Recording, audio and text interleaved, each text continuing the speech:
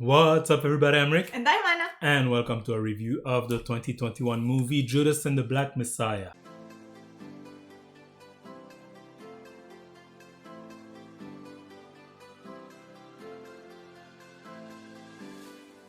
Judas and the Black Messiah is a biographical drama film that was released on February 12, 2021. The movie tells the story of the betrayal of Fred Hampton, chairman of the Illinois chapter of the Black Panther Party in the late 90s Chicago, by William O'Neill, an FBI informant. 2021 movie, Anna, I know we're doing the best picture from 2020, but this one, with the change of the rules, slipped in. What did you think of Judas and the Black Messiah? Did you like this movie? Yes, I like this movie.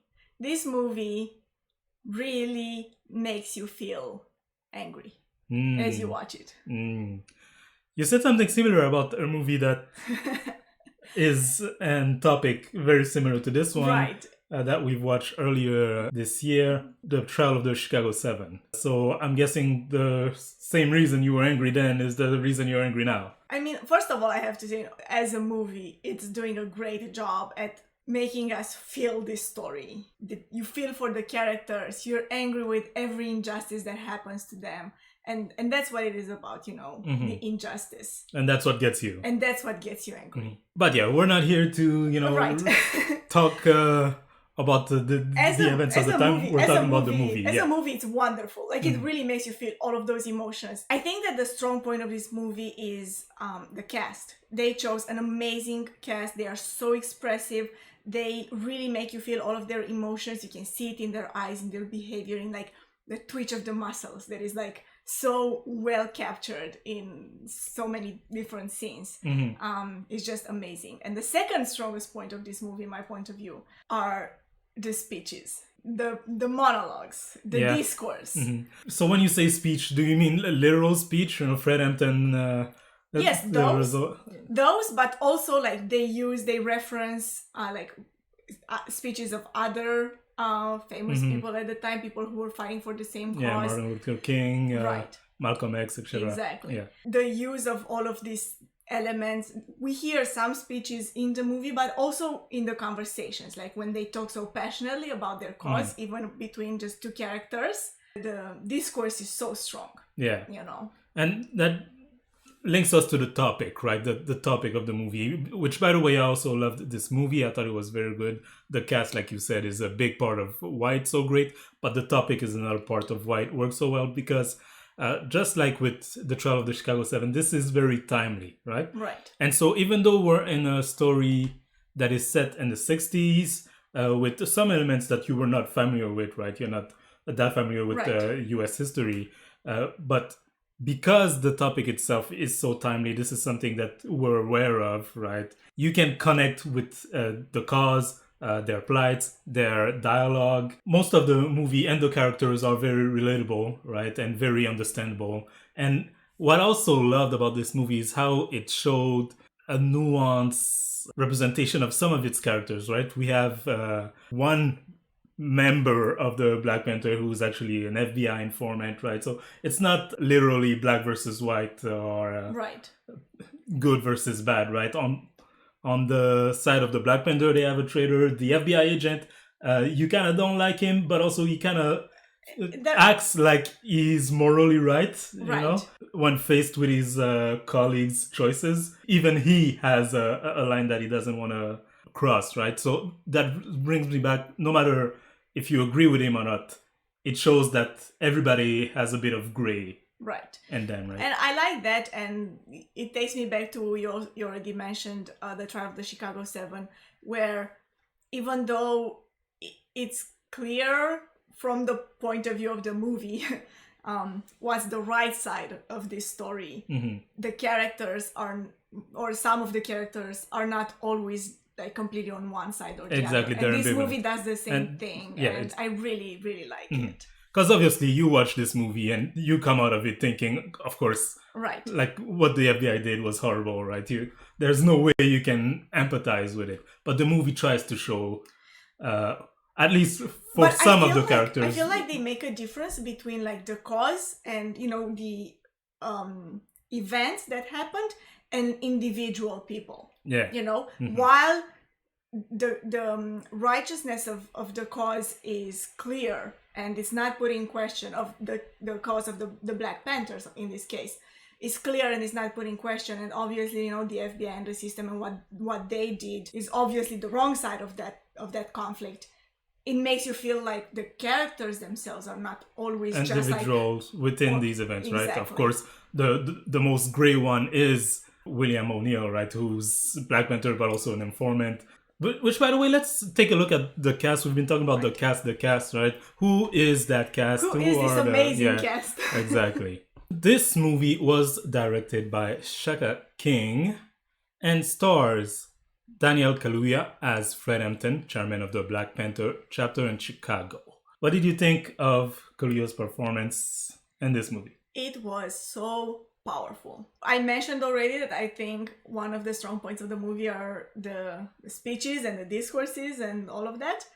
He plays a big part in that. He delivers so many speeches. So well. Yeah. And also the conversations that he gets in with other characters are so deep, including his wife, are so like deep and interesting and powerful and emotional, and you really feel it. And you feel it in his performance, you feel it in the way he talks, in the way he behaves, like the manner he moves his body, and the way he looks like towards the camera or towards other characters is so powerful. Like such a powerful performance. I love it. He performs or he plays someone that was very inspirational, that had a big impact, and you can feel that through his portrayal. I was inspired, right? Through his portrayal, I was thinking, wow, Fred Hampton, what a guy, right? And if you think of even like the first thing he says in the movie, right?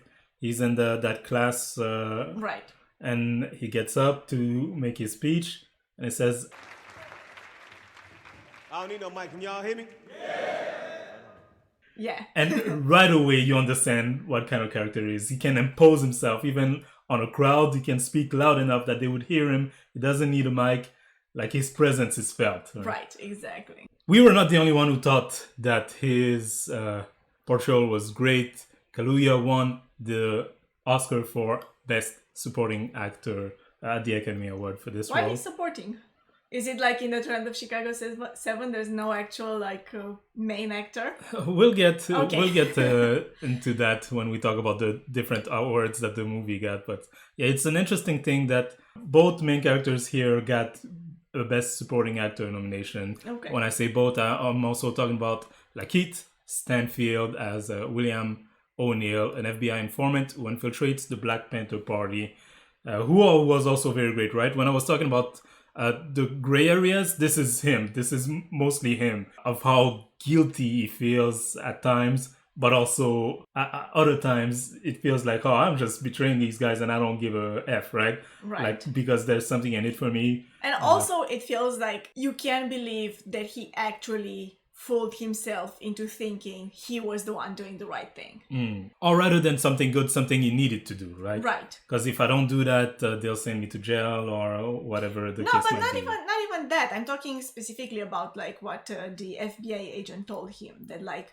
they're not doing something that wrong. That there's not that the Klan and the Black Panther are the same, right? Are not that different, and we're actually the ones trying to bring our worlds together and to, you know, give you people. Yeah, but I never felt that he believed that, right? You don't think he believed it? I kind of felt that he believed it. At least in the movie, it seemed like he did. To me, it feels like he was backed into a corner and then thought, if I don't do this, I'm going to jail. So that was his first motivation for doing it. I mean, obviously. And then afterwards, he was getting paid, right? And he's the one who asked the FBI agent, hey, how much money are you getting for this, right? So he understands that there's something potentially in it for him. Right. And so I think a lot of the time his decision making was based off of what's in it for me. But regardless of his motivation, Lakeith Stanfield I thought was great in his portrayal, and he also got a nomination, like I said, for Best Supporting Actor. You agree with that? Yes, I do. The FBI agent that we've been talking about is Roy Mitchell, played by Jesse Plemons. Also a character that they tried to portray as gray, right? As they try to, because of course, us as the audience are kind of like, you're full of shit, right? Even when he talks about how the Klan and the Panthers are the same or blah, blah, blah, he's trying to portray himself as the middle guy. I was still thinking, you're full of shit. But I can believe that he that believes he believed. that. Right. But like it was very interesting how sure of himself he was, I think. How sure he was that I feel the same thing in his in this character, in Roy's character and Bill's character, that they both actually believed that they were doing what needed to be done, the best possible thing, you know, the right thing. Yeah. When of course that's not the case. Yeah. And rounding up the main cast that we're talking about here is Dominic Fishback as Deborah Johnson, Hampton's girlfriend and a Black Panther member. The movie, of course, is biographical, so there's a lot of real people that we're talking about here, and some of them are still alive. Deborah Johnson is still alive, and Fred Hampton's son. Deborah is pregnant during the movie, so his son is still alive today. The family gave their blessing to the production before the movie was made, and some of them were very involved with the filming and some of the characters. So in this case here, Johnson and Hampton Jr., the son, consulted with the production team on the film. Johnson met with Dominic Fishback to give her tips on how to play her role. Her role, herself. Yeah, exactly. One thing that she told her was that she was adamant that Fishback do not cry during the scene where Fred Hampton gets assassinated. She said that back then, when it really happened, she had not cried, and she thought it was very important that she shows strength not only for her character but also for Black women in general. And she was present when they filmed that scene, which must have been difficult. You know, I was wondering, after having watched the movie, would she even want to watch this movie? To think that she was there when they filmed that scene, like, oh my god. But yeah, I feel like all those tips worked out, right? Because Fishback's performance was great. I think it was spot on. It was amazing. And, you know, I feel like her performance is the one that resonated with me the most. I mean, just because she's a woman. The movie was nominated for 6 Academy Awards and won 2. First one that it was nominated for is Best Picture, of course, that's why we watched it. And by the way, this movie is the first film with all Black producers to be nominated for Best Picture at the Academy Award. Wow. There's a lot of first for Black people in these awards. We're going to go over some of them. Best Supporting Actor for Daniel Kaluuya, like I said earlier, he won. Which, I don't know, we watched the ceremony, and I'm always surprised when I hear him speak normally, because I've seen him in like Get Out or Black Panther and here, and every time it's kind of a different accent. But his real accent, he's British. He's very British. Right. But he's so good. Yeah. He's so good. Yeah. He makes you forget. Yeah, that's crazy. But yeah, he won, and well deserved to me. He was the highlight of the movie. He was so great. And with this film, Daniel Kaluuya becomes the first Black British actor to receive multiple Academy Awards nomination, and the only one to win an Oscar in the actor category. Also nominated for Best Supporting Actor, Lakeith Stanfield. So you were asking, why supporting actor? Right. Why is no one the main actor? It's kind of weird, right? Even watching the movie, you'd be hard-pressed to say who's the main actor, right? Who's the main character. It kind of feels like they both are. Yeah, but then you can have two main characters. Main actors. So here, despite being campaigned in the lead actor category, Lakeith Stanfield received an Oscar nomination for Best Supporting Actor alongside Daniel Kaluuya. This is due to the fact that the Academy allows each of its voting members to determine which category an actor's performance falls into, right? So when voting, they decide like, oh, I'm voting for this guy for Best Supporting Actor. There was enough vote for him as a supporting actor. That's the nomination he got for both of them, I guess. Also, another nomination was Best Original Screenplay for the screenplay by Will Burson and Shaka King, story by Will Burson, Shaka King, Keith Lucas, and Kenny Lucas. Best Original Song for the song Fight For You, music by Durst Emily II and Her, lyrics by Her and Tiara Thomas. It won. And Best Cinematography for Sean Bobbitt. So 2 awards out of 6 nominations. Maybe I would have given them more. Yeah? I like this movie so much, you know. I feel like could have gotten more recognition. Well, we'll see just how much you love it when we get to the ranking in a second. But before we get there, do you have anything else to say about the movie itself? I mean, other than what we already talked about, of how powerful of a message and what powerful performances this movie had, I think it's interesting to think about how much this movie makes you reflect on, present times. Yeah. Because like you said, it's still so actual. Mm-hmm. And I think that's why it works so much, right? That's why it impacts you so much as you watch it, because a lot of the themes present are things that you understand because they're happening now. Would you recommend this movie, Anna? I would definitely recommend this movie. No doubt, no question. Me too. It was great. But let's see at which point of the ranking would you recommend it? Because for every year of the Academy Award, we rank the movies that are nominated for Best Picture. Now we're ranking the 93rd Academy Award movies, the ones from 2020/2021/2019. But anyway, right now, Anna, our ranking is at number 6, Mank. At number 5, Sound of Metal. At number 4, Minari.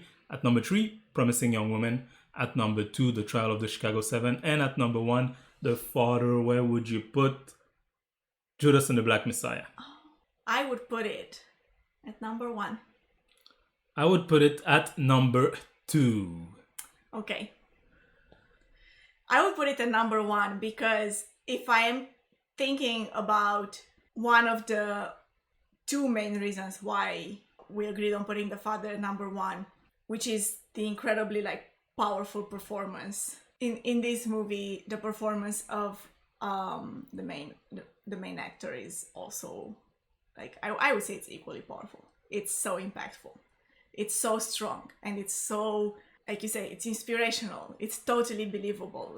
I don't know. It's strong. Mm-hmm. I would say number 2 because The Father, in my opinion, it's filmmaking at its best, right? It uses every element of filmmaking to tell the story in a way that you rarely see, surprisingly, right? So not only the actor's incredible performance with Anthony Hopkins at the helm, but set design, right, which is something we never pay attention to, is very important to The Father. And storytelling. Editing, very important to The Father, right? Cinematography, coloration, every element even is used to tell the story. Exactly. Yeah, I see what you mean. And I remember actually when we put The Father at number 1 that you made the same argument, and I didn't really think about it much back then, and I guess I think this movie just left such a strong impression of me, and I've seen it so recently that it's so fresh and powerful in my mind. It's difficult to get over just the impact that it has. But I'm not arguing with you. You're right. Movie making wise, The Father is a work of art. So what are we saying here? Yeah, I think I would say you're right. It would be at number 2. Number 2. And, it was interesting as I was thinking of where to put it, right? Inevitably, you have to compare it to The Trial of the Chicago 7 because, well, we have to rank them, but also because of the similarity between the topics, right? And even the years, and some of the characters overlap. This movie, in my opinion, compared to The Trial of the Chicago 7, came out as a way more powerful medium or tool to pass that message. I don't know if you would agree with me. I feel like this movie just was made to be so impactful. Yeah. It's the story stripped to its raw elements. Its core, yeah. Exactly. While The Trial of the Chicago 7, I absolutely love that movie too, and I thought it was so interesting. It still uses a lot of artistic elements to tell the story in a cinematic way, right? It's very Hollywood at some points, right? Exactly. Yeah. Very beautiful, great use of those elements, but this movie is just like so raw and powerful, and it's just like. And so the new ranking is at number 7, Mank, number 6, Sound of Metal, number 5, Minari, number 4, Promising Young Woman, number 3, The Trial of the Chicago 7, number 2, Judas and the Black Messiah, and number 1, The Father. But what about you? Yes, you watching right now. What did you think of Judas and the Black Messiah? Tell us in the comment section below, or go rate the movie on our website. The link will be in the description box below. Of course, Anna, we've watched that movie as part of our goal to watch every movie that was nominated for Best Picture at the Academy Award from 1927 to 2028. This is the 114th movie we've watched. And for those of you who are either following along or want to know what we're going to be doing next, the next movie is going to be the winner of 2020, Nomadland. So go watch that and be back for the review. And we will tell all of you whether we agree with the Academy or not at that moment, right? Yeah, we will see. Yeah. It's very interesting to see that this year is almost over. We only have one movie left, and so far all the movies have been great. Even the movie that ended up being the last on our ranking is a great movie. It's still a great movie. You know, like I would so right away recommend all of these movies. Definitely. Anytime to anyone. So yeah, if you want to see that discussion and the review of Nomadland, I invite you to subscribe to this channel if you're not subscribed already. Like this video if you did, and have a nice day. Bye bye.